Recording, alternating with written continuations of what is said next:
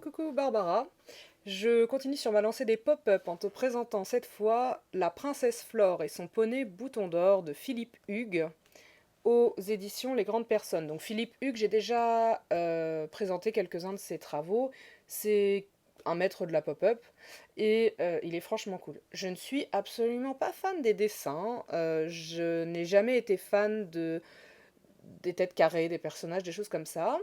Par contre, j'aime bien l'univers et surtout, c'est une histoire absolument féministe et pour moi incontournable.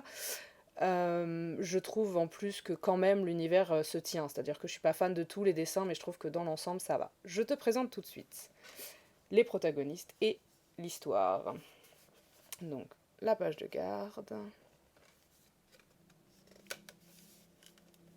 Et c'est comme la pop-up Les Noisettes, ça s'ouvre vraiment comme ça. Donc on a trois princesses dans un château qui sont pas très contentes parce que tous les héros du château, les princes, les chevaliers, sentent mauvais. Et ils sont couverts de suie et c'est quand même pas super chouette. Je résume beaucoup, hein, évidemment, il y a des subtilités dans le texte. Et ça, c'est à cause de ce dragon qui crache sur tout ce qui lui passe à sa portée et qui donc fait brûler les gens et les choses.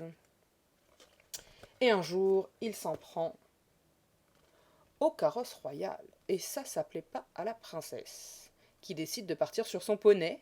Alors il est dit que son poney, qui s'appelle donc Bouton d'Or, est très courageux. Il vaut mieux.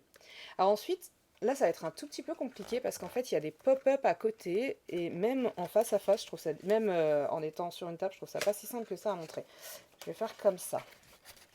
Donc, tu as un petit ajout à l'histoire ici. Hop, avec une pop-up du coup qui s'ouvre qu'à moitié, tu vois, avec du texte en plus, qui explique qu'elle part sur son valeureux petit destrier. Voilà, je fais un peu comme je peux, je refermerai mieux tout à l'heure, mais c'est pas si évident que ça. Et donc, ils partent tous les deux et ils arrivent dans la grotte. Et là, ils prennent leur courage à deux mains et ils vont voler. Alors, en fait, ce qu'ils vont chercher, c'est les barriques pleines de poivre et de piment, qui sont, selon l'histoire, la réserve du terrible animal pour alimenter sa flamme. Et ils s'en vont avec les barriques. Alors, il est courageux et il est costaud quand même, hein, le petit poney. Et ils partent avec leurs barriques. Donc là, c'est comme l'autre, hein, ça va être un petit peu compliqué, mais j'ai quand même te montrer aussi les petits. Donc là, en fait, on voit que le poney rue pour mettre les barriques dans le cours d'eau et les couler par le fond. Et, excuse-moi, je lutte. Et là, on a le petit dragon qui n'a plus de poivre et de piment, et donc il y a écrit Adieu flamme et dragon. Donc du coup, le dragon, a priori, il s'en va dépité. Il repart. Et la fin de l'histoire est là. Donc tout le monde est content parce que le dragon est parti, et du coup, la conclusion, c'est débarrassé de la bête, le royaume retrouva sa fraîcheur et sa bonne humeur. Princesses, chevaliers et poneys sentaient bon la rose, le muguet, le lilas, la violette et les pois de senteur. Voilà. Alors comme je le disais, moi effectivement, les personnages à tête carrée, les simplifications comme ça, je suis pas forcément une grande fan, je trouve pas que ce soit très très joli esthétiquement. Mais ça c'est totalement personnel, et concrètement, je lirais cette histoire sans aucun problème à des enfants, parce que l'histoire est chouette, et parce que c'est très drôle, et les pop-ups sont de bonne qualité, c'est-à-dire qu'on est quand même, enfin, j'aime quand même beaucoup ce genre de travaux qui sont enfin, pour moi, c'est vraiment un maître incontesté, et ça le reste. C'est pas parce que je suis pas fan des dessins utilisés ici que je ne reconnais pas son talent.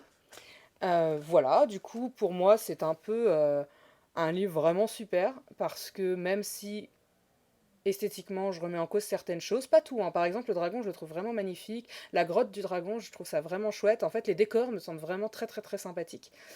Mais même avec ce bémol-là, on est sur une histoire très féministe, avec une princesse qui s'en va sur son poney pour régler le problème que personne n'arrive à régler.